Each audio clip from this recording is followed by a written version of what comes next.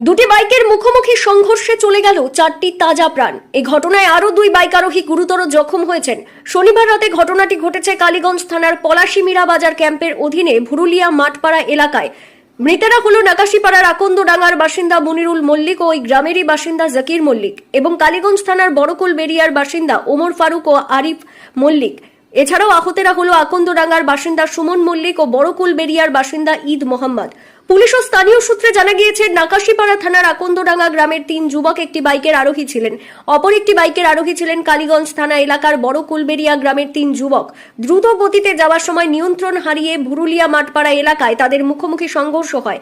এর ফলে 6 জনই গুরুতর জখম হয়। পুলিশ ও স্থানীয় বাসিন্দারা তাদের উদ্ধার করে মীরা প্রাথমিক স্বাস্থ্য কেন্দ্রে নিয়ে যায়।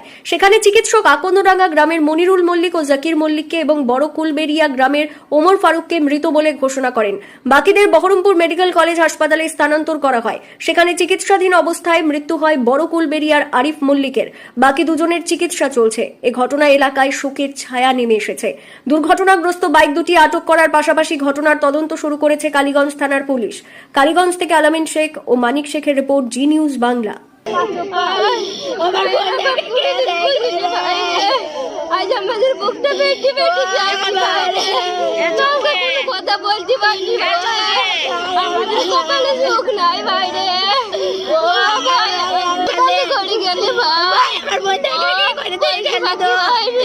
আমাদেরকে কি করে দিয়ে গেলে ভাই ভাই তো ভালো হইলে ভাই ও ভাই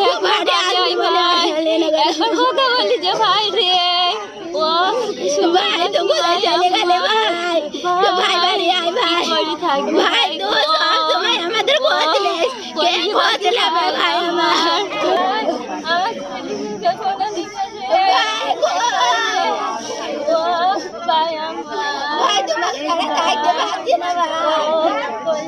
এখানে দুটো অ্যাক্সিডেন্ট করলো মোটরসাইকেলের, 2 মুখে মুখে 2 জনা পড়ে 6 জনাই পড়ে গিয়েছিল।